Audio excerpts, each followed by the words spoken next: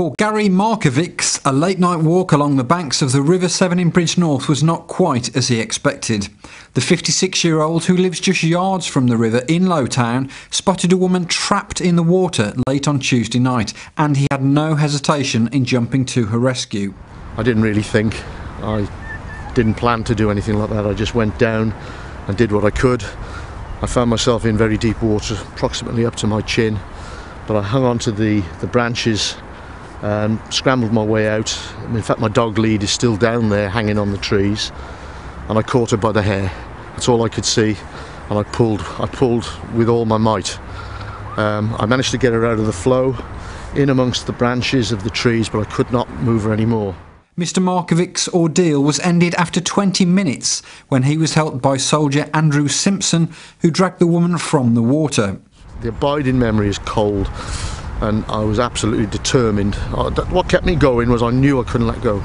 If I let go of her, or I let go of the branches that I was hanging on to, I knew, she would be in bigger trouble, or I would be in trouble. And no, it wasn't fear. I didn't think. I don't know. It was just cold. The location of Tuesday night's dramatic rescue was pitch black, and Gary only spotted the woman because of her bright blonde hair. You just see a blonde head just the other side of those bushes out in the stream there. And I made my way down this bank, out along these trees, right out on the end, and you can just about see the dog lead that I took with me. See the green dog lead down there hanging from the bushes? I took that with me for some reason and managed to catch her by the hair and pulled her in amongst these branches, but I could not get her in, through the branches, and I basically stayed in there with her until help came some while later. But when the young chaps came along later on, I asked them to hold on because I knew I was losing strength and I couldn't hang on much longer. The water there's very deep. You really can't find bottom. They were just behind me here.